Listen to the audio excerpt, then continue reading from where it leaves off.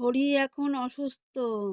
হরিকে এখন আমি এই যে তেল ডলে দিচ্ছি পায়ে, রসুন তেল।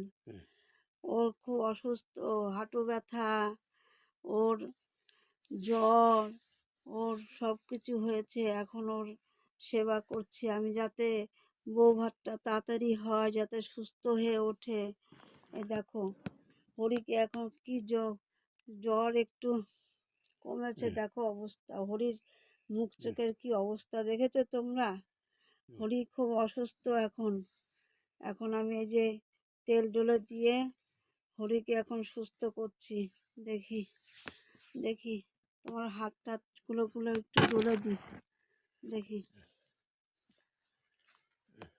দেখি তোমাদের শুভ কামনা করো, শরীর যাতে সুস্থ হয়ে যায়, ভালো হয়ে যায়। তোমরা সবাই শুভ।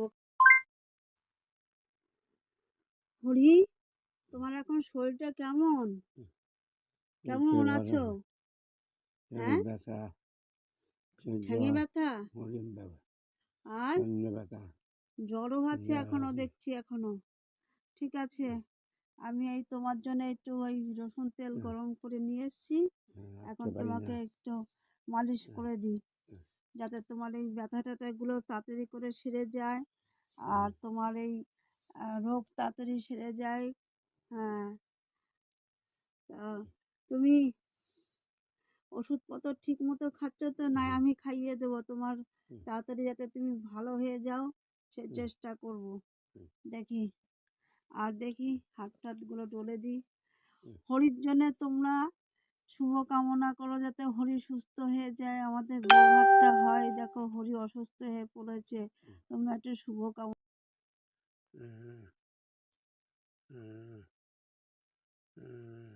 হরি, হরি,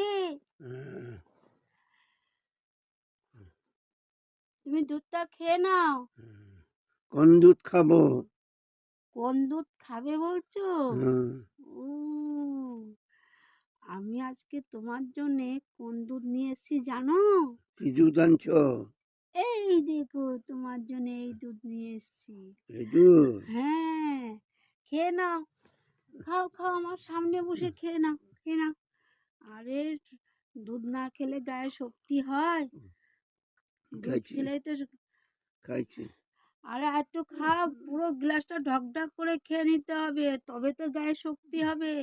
অসুখ হয়েছে, হরি কিচ্ছু খেতে চাচ্ছে না। হরির জন্য আমি ফল নিয়ে এসেছি, দুধ নিয়ে এসেছি, যাতে হরি সুস্থ হয়ে যায়। কিচ্ছু খাচ্ছে না হরি। আমি তারক রায়। আমার হাঁটুতে খুব ব্যথা, আমি হাঁটতে চলতে পারি না। আমি কয়েকদিন ধরে কাজেও যেতে পারছি না, ওষুধ খাওয়া হচ্ছে। হ্যাঁ, আমি চন্দন রায়। আমার হাজবেন্ড কয়দিন ধরে সত্যি খুব অসুস্থ হয়ে পড়েছে, হাঁটু ব্যথা, একদমই হাঁটতে চলতে পারছে না। আর